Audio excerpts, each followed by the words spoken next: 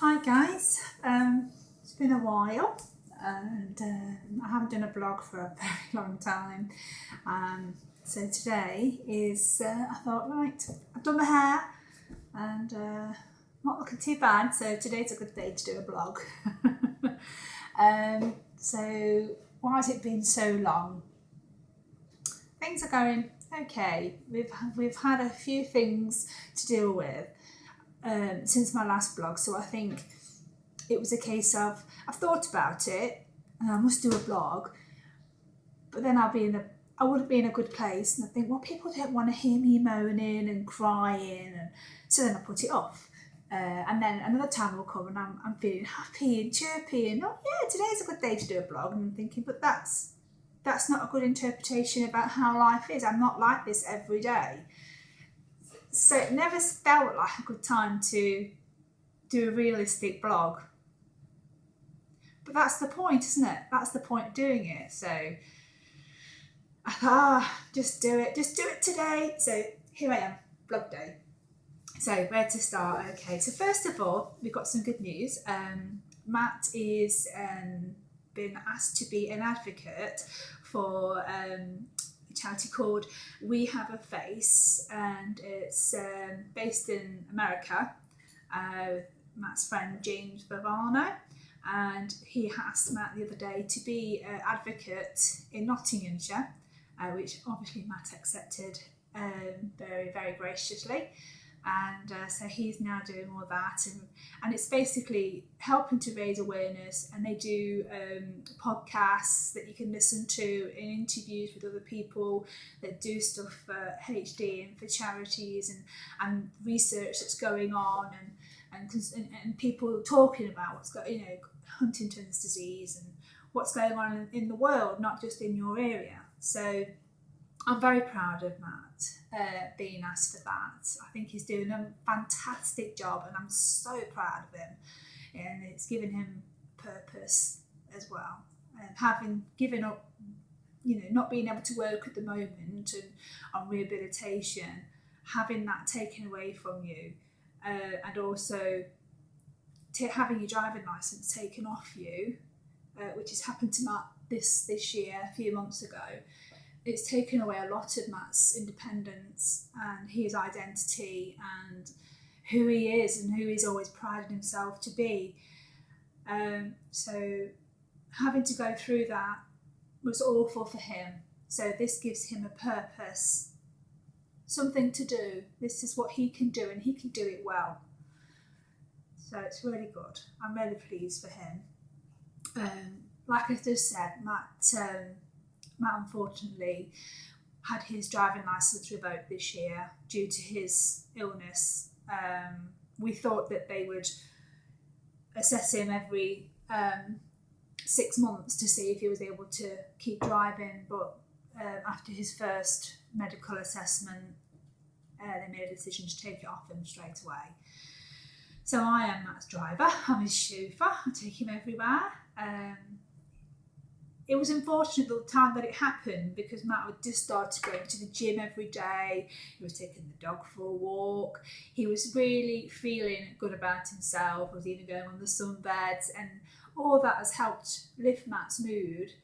And then a few weeks later, to have that taken off you, he found that very hard, very hard. So we had a few low times with that. He's now walking with a stick, with a cane now. He doesn't go anywhere without a cane. He is unstable, especially if he's tired. Matt gets fatigued very easily. So we have to make sure he's got a stick so that he's got something to lean on, as well as holding on to me if he needs to. And he feels very guilty because now we have a blue badge that we put in the car. We can park right near the entrance of places, and we get out, and to everybody else it looks like Matt is quite capable. He's got a walking stick, but he's quite capable. But the thing is, they don't know what's going on in his head, and they don't understand about the fatigue, and taking 10 steps could make Matt very tired. To have to walk a long way just to get into his shop or to get somewhere can take a lot out of Matt, to a point where he can't go any further. We've got to go back home. We can't do anything.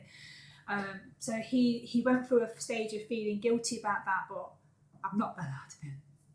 Told him, no one understands, no one knows. It doesn't really matter what they think. You need this. This is for you to be able to still do everyday things that everybody else takes for granted.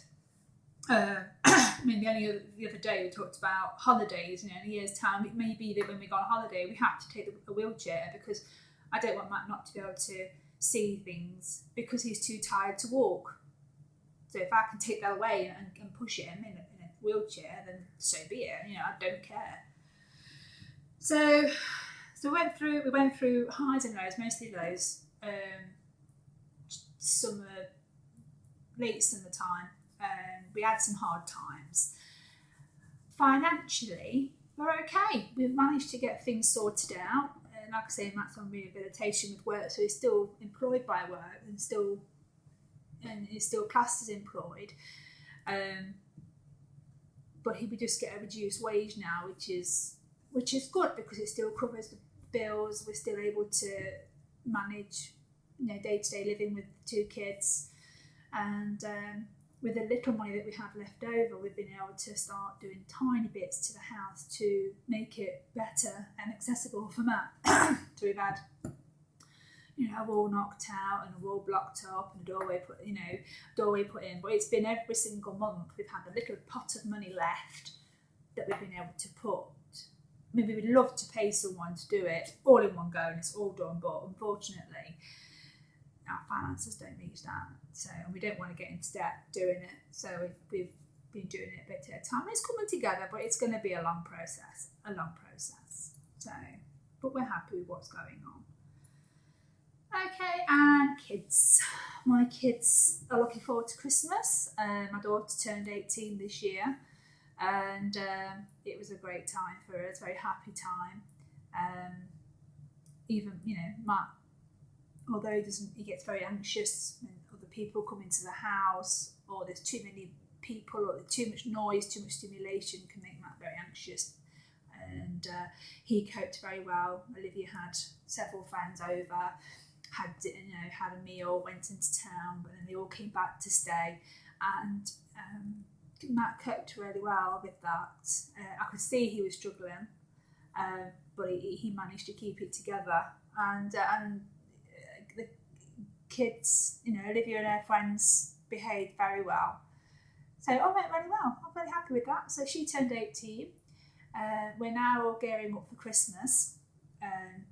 We're trying to get our living room ready so that at least we've got one room that's nice and cosy for Christmas, where the rest of the house is looking like a building site. So we're getting a new tree, and because I took the other one away, it was very old, and we're going to decorate it. And Matt's very much into Christmas. He'd start celebrating Christmas in September time, and I've been really, really strict and said, nope. 1st of December is the day when we start getting excited and put decorations up. But if I let him, they'd be up already. So, yeah. Well, that's about it, really.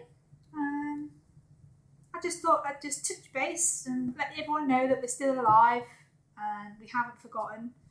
And I will promise I will keep doing the blogs more frequently than I have been. So take care, everyone, and I'll chat soon. Bye-bye.